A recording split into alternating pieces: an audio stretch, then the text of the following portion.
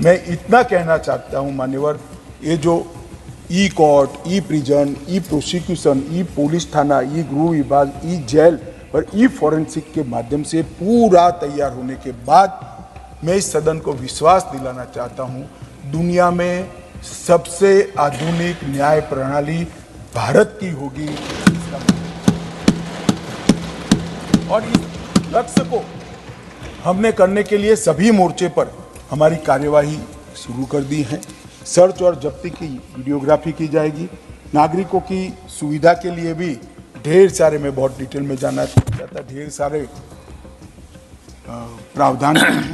एक summary trial को 2 वर्ष तक के केस में समरी ट्रायल थी, अब 3 वर्ष तक कर हमने 40% केसों को ट्रायल के बाहर निकाल दिया है। समरी ट्रायल से इसमें निर्णय होगा, तो जुडिशरी का बोझ हमने बहुत बड़ा कर्टेल करने का काम किया है। और सिविल सर्वेंट के विरुद्ध जब कोई भी केस होता था सरकारी कर्मचारी के खिलाफ, तो उसके लिए राज्य सरकार की मंजूरी चाहिए, मगर मंजूरी भी बाबुओं को ही देनी थी, तो कभी देते ही नहीं थे।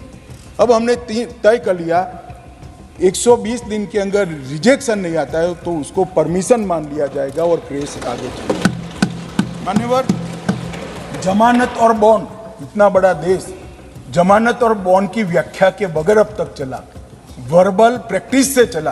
पहली बार हम जमानत और बॉन्ड दोनों को कानून के अंदर डिफाइन कर अंडर ट्रायल कैदियों के लिए भी, जैसा मैंने आगे कहा, 1/3 कारावास काट चुके हुए कैदी पहली बार के गुनहगार, और कितना भी गुनाह किया 50% कारावास होगा तो उसको जामीन दे दी जाएगी।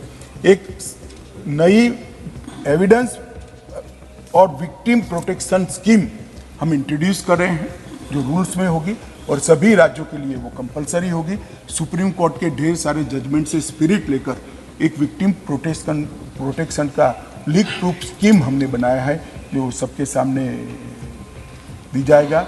घोषित अपराधियों की संपत्ति कुर्क करने की भी इसके अंदर प्रोविजन डाला है। अगर गुनाह से कोई संपत्ति अर्जित किया है तो अब तक संपत्ति कुर्क करने का कोई प्रोविजन नहीं था। सजा होने के बाद पुलिस एक अलग से अर्जी देगी कि इस गुनाह से इतनी संपत्ति इन्होंने अर्जित की है, उसको संपत्ति कुर्क करने की व्यवस्था में हम दे देंगे। प्रोक्लेम्ड ऑफेंडर की भी संपत्ति कुर्क करने की पद्धति को सरल बनाया गया है। तर्क संगत सजा की माफी किया गया है। आजीवन कारावास है तो 1 साल के अंदर आप उसको छोड़ नहीं सकते। हमने मृत्यु की सजा है तो इसको ऐसे ही नहीं छोड़ सकते। मृत्यु की सजा ज्यादा से ज्यादा आजीवन कारावास तक जाएगी। आजीवन कारावास है वो 7 साल तक सजा भोगेंगे तभी छोड़ पाओगे, और 7 साल या उससे अधिक कारावास कम से कम 3 साल जेल में रहने के बाद ही छोड़े जाओगे। जब पॉलिटिशियन और क्रिमिनल का साठगांठ होता है तब कितना भी 20 साल के बाद सजा होती है और 3 महीने में हार पहनकर स्वागत कराते कराते अपराधी बाहर आते हैं। ये अब संभव नहीं होगा मान्यवर, इसको हमने किया है। संपत्तियों का नुकसान, ये सारे संसद सदस्य मेरी तरह नीचे से ही आए हुए। आप कई बार थानों में गए होंगे, ढेर सारी साइकिलें देखी होगी, ऑटो देखी होगी, टेम्पो देखे होंगे, कोई दारू करने वाला, पूरा परेड का ग्राउंड थाना का ये संपत्तियों से हो जाता। अब इसको संभालना नहीं है। 30 दिन में वीडियोग्राफी कर कर उसकी हराजी कर देनी है और पैसा कोर्ट में जमा करना है। निपटान के बारे में मान्यवर, एक आदमी आज एसपी है एक एसपी है, इसने अपने पहले पोस्टिंग में किसी की चार्जशीट साइन की। कई सारे केस ऐसे होते हैं जिसमें एसपी का सिग्नेचर कंपल्सरी होता है। वो जब उसकी सुनवाई आती है तब डीजीपी बन जाते हैं और उसको बुलाते हैं। ना उनको कुछ याद होता है ना कुछ मालूम है। इतने 25-30 साल के बाद की बात हमने कह दिया कि जो एसपी होगा उसके किए हुए नोटिंग के आधार पर अभी जो एसपी होगा वो ही गवाही देगा डीजीपी को। अगर कोर्ट कोई मामले में उनकी सीधी पूछताछ या बॉडी लैंग्वेज को देखना चाहती है तो ही उसको समन कर सकती है, मगर वो कोर्ट को निर्णय करना है और किसी को मान्यवर नहीं दिया है। हमने ऑनलाइन सिर्फ पहले उपस्थिति दर्ज कराते थे 15 दिन में जेल में से, अब पूरी ट्रायल ऑनलाइन हो सकते। आप चेन्नई हो तो भी गवाह अहमदाबाद की कोर्ट में ऑनलाइन गवाही दे सकता है, इसकी क्रॉस भी हो सकती है, सभी कुछ पूरी प्रक्रिया ऑनलाइन हो सकती है। फॉरेंसिक साइंस के लोगों को भी पर्सनली आने की जरूरत नहीं है, डॉक्टरों को भी पर्सनली आने की जरूरत नहीं है, और मान्यवर आपको आनंद होगा, अधिवक्ताओं को भी पर्सनली आने की जरूरत नहीं है। यहाँ से कोई आसाम का केस ले भी सकता है और चला भी सकता है। मान्यवर ढेर सारे प्रोविजन करे हैं छोटे मोटे अपराधों के लिए।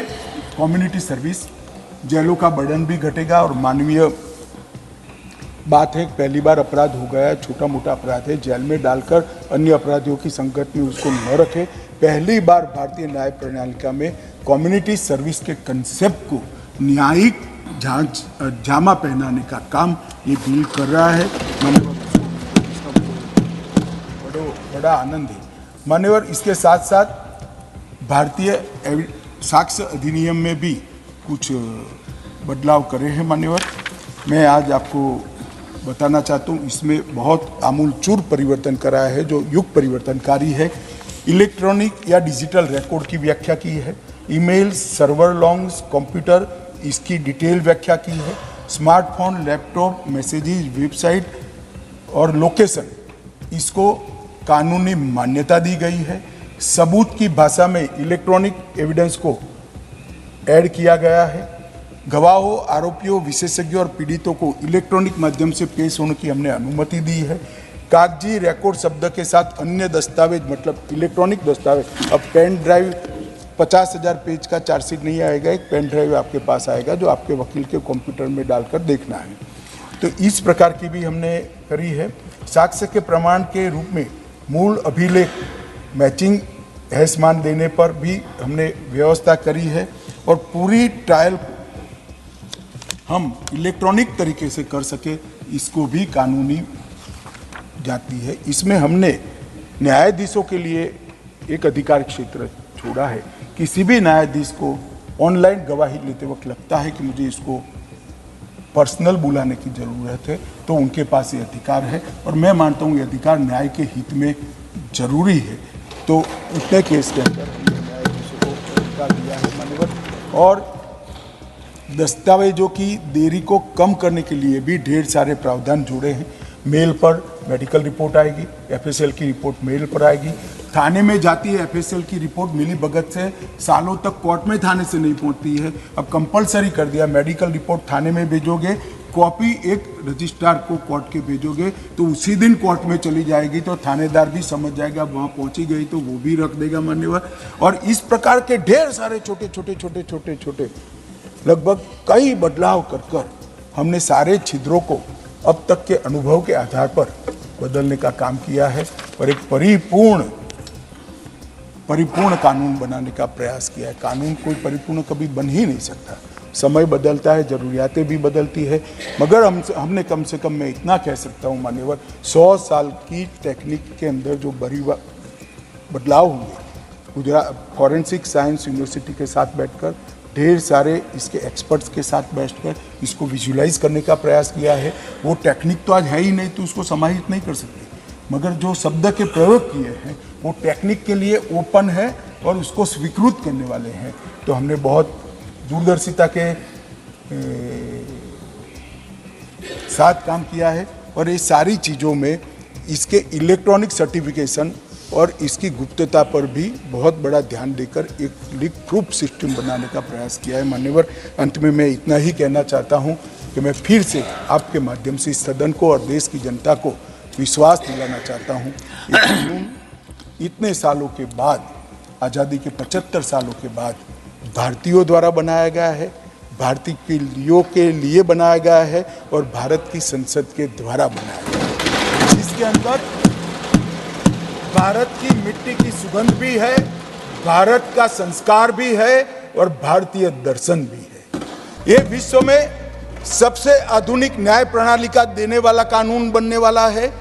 ये त्वरित न्याय के हमारे मूल भारतीय न्याय के दर्शन को जमीन पर उतारने वाला कानून बनने वाला है, और ये कानून दंड की जगह न्याय की अवधारणा की मूल भावना पर बना है मान्यवर। मेरा सभी सदस्यों से अनुरोध है कि ऐतिहासिक बिल में आप भी आशीर्वाद देकर बहुत बहुत